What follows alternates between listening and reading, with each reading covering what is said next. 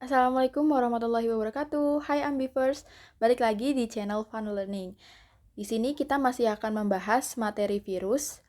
Bagi yang belum nonton video sebelumnya tentang sejarah virus, boleh ditonton dulu. Bisa klik link yang udah saya sediain di description box. Jadi materi virus yang sekarang akan kita bahas itu ada bentuk virus, struktur tubuh virus, cara hidup virus, dan reproduksi virus. Langsung aja ke materinya, kita mulai dari bentuk virus. Sebenarnya bentuk virus itu bermacam-macam atau bervariasi, tetapi di sini saya akan menjelaskan bentuk-bentuk virus secara umum saja yang paling banyak ditemui. Itu yang umumnya ada bentuk batang, polihidris, bola, bentuk T, dan filamen. Sekarang saya akan membahas satu persatu. Dimulai dari bentuk batang. Kurang lebih gambarannya seperti ini ya.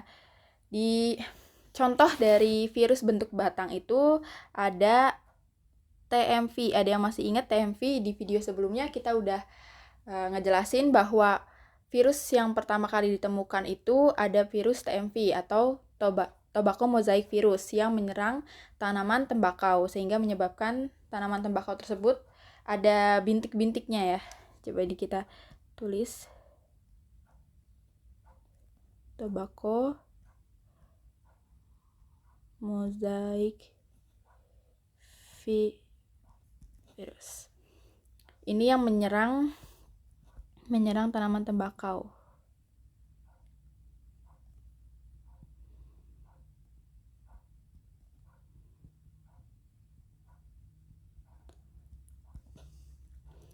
Lalu yang kedua ada polihidris atau polihedral atau bisa dibilang juga persegi banyak. Nah, contoh dari polihidris ini ada virus adenovirus.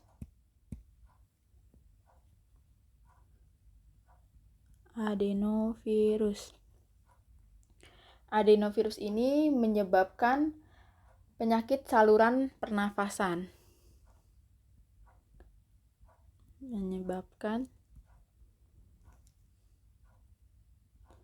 Penyakit saluran pernapasan. Lalu yang ketiga ada bola atau bulat ya. Di contoh dari virus yang berbentuk bola atau bulat ini kita udah nggak asing nih, pasti dengarnya ada virus HIV, Human Immunodeficiency Virus. Ya, ini virus yang menyebabkan penyakit AIDS. Lalu ada yang keempat ada virus bentuk T. Maksud dari bentuk T ini ya seperti bentuk T dan bisa juga dibilang sebagai bentuk kompleks. Jadi virus ini bentuk kompleks karena lengkap. Bisa nanti ada penjelasannya, ada kepala, bagian kepala, leher. Jadi di antara virus-virus yang lain, bentuk T ini bisa dibilang yang paling kompleks anggota-anggota tubuhnya. Nah, ini jelas banget ini adalah virus bakteriofag. Virus bakteriofag ini virus yang menyerang bakteri. Bakteri apa? Bakteri Escherichia coli.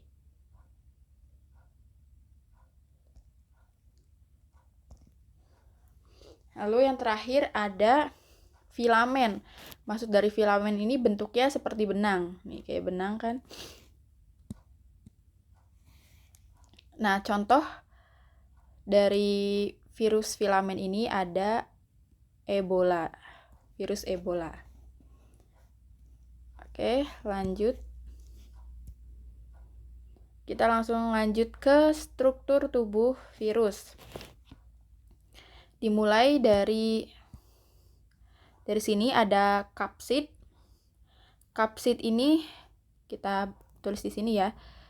Kapsid ini merupakan selubung terluar pada virus ya. Jadi daerah di sini, sekitar di sini nih. Nah, ini kapsid. selubung terluar virus.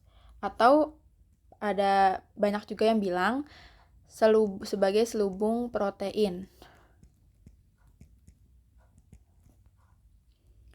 Nah, karena di sini di kapsid ini tersusun dari banyak protein-protein, sehingga disebut juga sebagai kapsomer.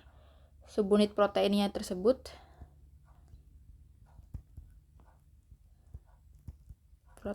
disebut kapsomer.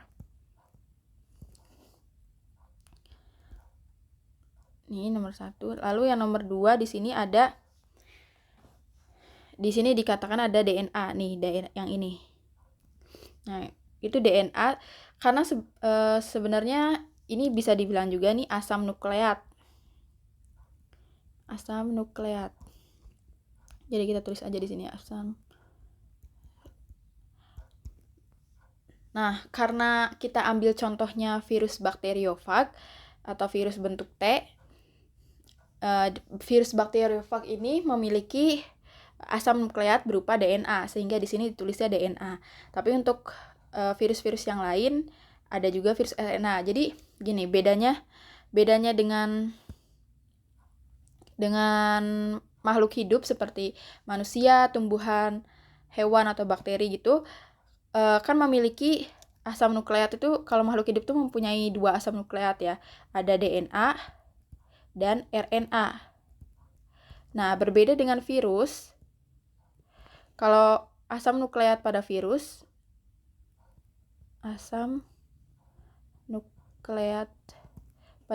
itu memiliki salah satu aja, DNA saja atau RNA saja, tidak memiliki keduanya. Nah, karena di sini contohnya adalah virus bakteriofag, maka di sini ditulisnya DNA karena bakteriofag itu termasuk virus DNA. Nah, oleh karena itu virus itu berdasarkan asam nukleatnya bisa dibagi jadi 2, ada virus RNA dan virus DNA. Nah, coba kita kasih contohnya ya dari virus DNA aja dulu.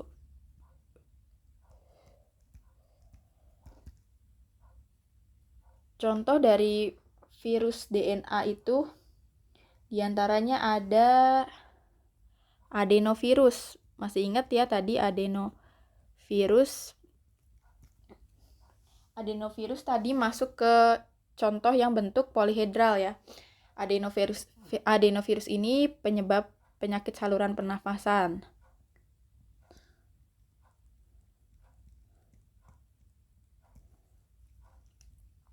Lalu ada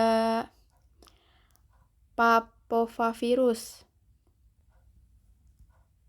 Nah, ini yang menyebabkan kutil nih, menyebabkan penyakit kutil.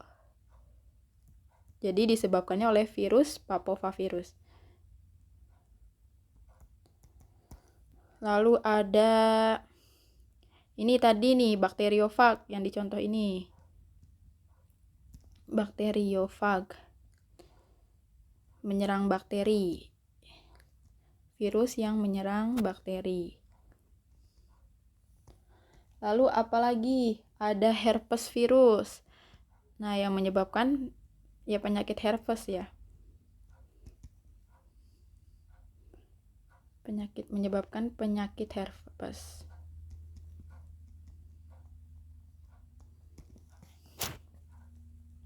Untuk virus RNA-nya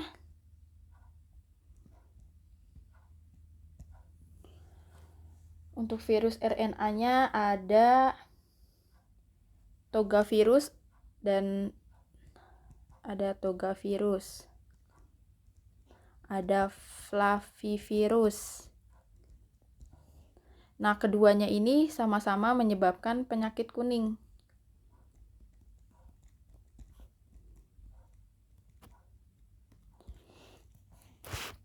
Nah, flavivirus ini dibantu penyebarannya oleh nyamuk Aedes aegypti. Lalu ada contoh lagi virus RNA ada yang sekarang ini nih, ada coronavirus. Jadi virus corona ini termasuk dalam virus RNA. Jadi kalau ada yang tanya coronavirus itu termasuk virus apa? Termasuk ya virus RNA. Oke, jadi terus lanjut di sini ada leher, selubung ekor, serabut ekor, jarum penusuk. Nah, ini nanti untuk reproduksi ya. Jadi dari sini sampai sini itu termasuknya bagian kepala. Di sini bagian leher. Nah, dari sini sampai bawah itu sebenarnya termasuk bagian ekor. Oke, jadi ini untuk struktur tubuh virus.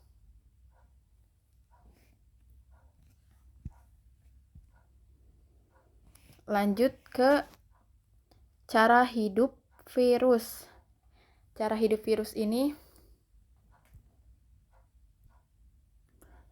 nah, di video sebelumnya kita kan sempat bertanya nih, virus itu bisa ketika ditemukan oleh seorang ilmuwan, virus itu bisa dikristalkan. Sementara makhluk hidup yang paling kecil pun atau makhluk hidup yang paling sederhana seperti uniseluler pun tidak bisa dikristalkan. Nah, jadi virus ini termasuk makhluk hidup apa gimana gitu kan? Virusnya bisa dikristalkan, sementara kalau makhluk hidup nggak bisa dikristalkan. Tapi kalau dibilang benda mati pun, virus itu bisa bereproduksi atau bisa hidup, bisa berkembang biak. Nah, jadi di sini jawabannya karena virus itu, cara hidup virus ini merupakan parasit intraseluler obligat. Parasit intraseluler obligat. Apa sih parasit intraseluler obligat itu? Nah, berarti parasit, seperti yang kita tahu ya, parasit itu biasanya tuh menumpang, tidak menguntungkan gitu ya, merugikan. Nah, jadi parasit intraseluler obligat itu artinya virus hanya bisa hidup ya, hanya bisa hidup di sel hidup organisme lain atau organisme sel hidup yang cocok. Sel hidup yang cocok untuk si virusnya itu. Nah, sehingga contohnya aja yang sekarang ini coronavirus. Banyak kalau misalnya kita di tes swab, itu kan yang diambil dari lendir dari hidung atau dari mulut. Nah, itu karena sel-sel yang ada di bagian hidung atau yang bagian deket tenggorokan kerongkongan itu merupakan sel hidup yang cocok untuk si virus corona itu. Jadi makanya virus itu hanya bisa hidup di sel hidup organisme lain atau sel hidup yang cocok untuk tempat tinggal dia gitu. Nah, jadi kalau misalnya sel-sel dalam organisme itu udah mati, virusnya mati nggak? Tentu aja mati, karena virus itu hanya bisa, nih kita highlight ya, virus itu hanya bisa, salah ini. Nggak usah deh. Virus itu hanya bisa, dibudelitin aja. Virus itu hanya bisa hidup di sel hidup organisme lain. Jadi kalau misalnya sel hidup organisme lainnya misalnya mati, misalnya virus tobacco mosaic virus itu menyerang tembakau ya, tumbuhan tembakau. Misalnya virus TMV menyerang tembakau. Nah, ketika tembakaunya ini udah mati, berarti kan sel-sel dalam tumbuhan tembakau ini, tanaman tembakau ini juga mati kan? Nah, kalau selnya mati, otomatis sama dengan virusnya juga mati gitu. Karena dia hanya bisa hidup di sel yang hidup. Nah, sel yang ditumpangi oleh si virus itu disebut sebagai sel inang. Nah, sel inangnya ini sendiri bisa yang uniseluler atau multiseluler.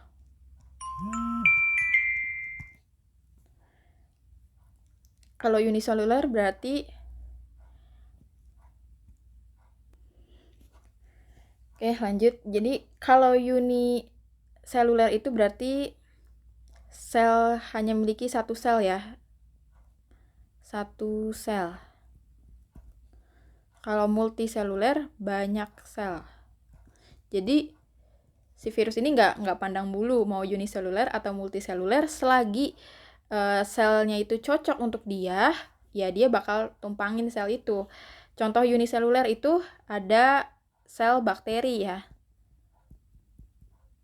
Contohnya siapa virus yang suka di sel bakteri? Ada namanya virus bakteriofag. Bakteriofag yang menyerang bakteri Escherichia coli. Lalu multiseluler.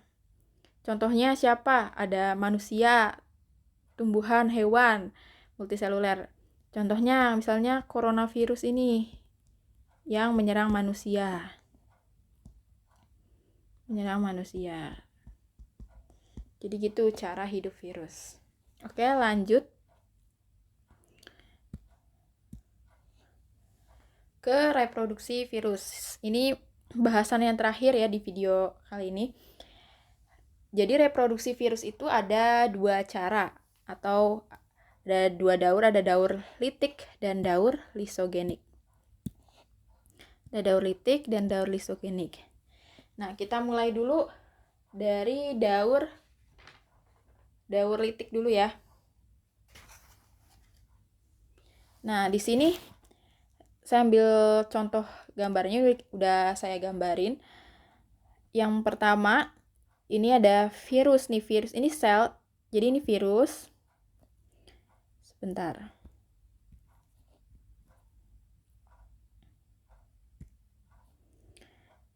Jadi ini ada virus. Nah, ini sel inangnya. Nah, ini yang di dalam virus ini nih ada asam nukleat atau DNA-nya. DNA virus, dan di sini ada DNA sel inang. Nah, di tahap ini virus ini baru mulai penempelan. Kita tulis di sini ya. Yang pertama itu penempelan, atau bahasa lainnya adsorpsi. Jadi virusnya mulai nempel ke sel inang. Lalu yang kedua, tahap kedua ini, lihat perbedaannya. Di sini tadinya DNA dalam virusnya, di sini udah hilang atau udah pindah ya, udah pindah masuk ke dalam sel inangnya. Ini DNA virus. Ini DNA inang atau DNA sel inang. Ini disebut fase ini disebut sebagai fase penetrasi atau pemasukan asam nukleat ya. Masuknya asam nukleat. Masuknya DNA aja ya. Nah, di tahap ketiga ini mulai mulai bergabung antara DNA inang dan DNA virus, bukan bergabung sih. Mulai ada pembentukan karena kan di sini udah istilahnya di dalam sel ini udah bereaksi sehingga terbentuk bagian-bagian virus. Ini bagian-bagian virus yang mulai muncul ya, seperti ini mulai muncul bagian-bagian virus. Atau bisa kita sebut sebagai sintesis, tahap sintesis atau eklifase. Ini sini terbentuk bagian-bagian virus. Bagian-bagian virus baru. Nah, di nomor 4 di sini udah ada virusnya kan, di sini masih bagian-bagian virus.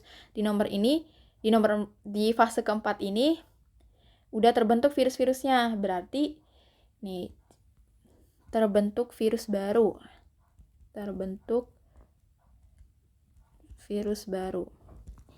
Atau tahap ini bisa disebut sebagai tahap atau proses pematangan. Nah, di fase terakhir di daur litik ini terlihat selnya ini terbuka. Nah, ini disebut ini berarti selnya itu pecah maksudnya. Dari sini selnya itu pecah dan virusnya akan keluar. Ini virus-virusnya akan keluar mencari sel yang lain untuk ditumpangi lagi, untuk reproduksi lagi. Nah, ini selnya pecah. Sel pecah dan mencari sel yang baru. Nah, di tahap ini disebut sebagai tahap lisis atau pecah. Gampang ya.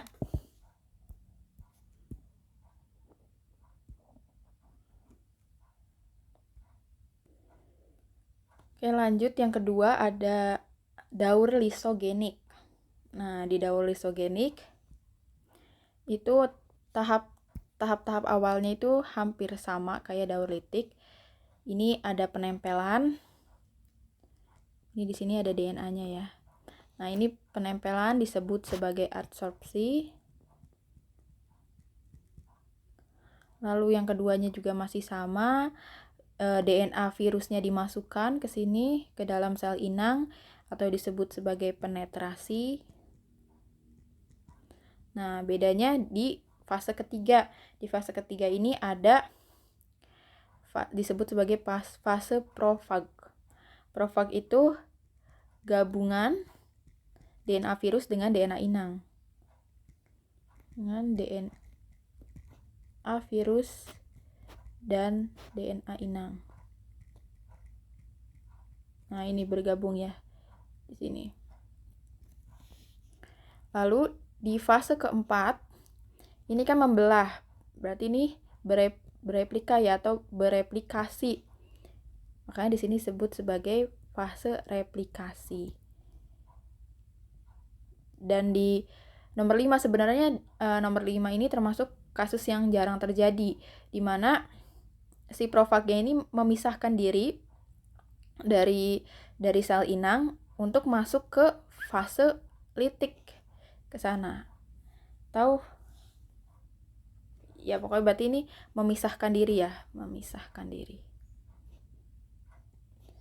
Nah, jadi itu dia reproduksi pada virus, ada daur litik dan daur lisogenik.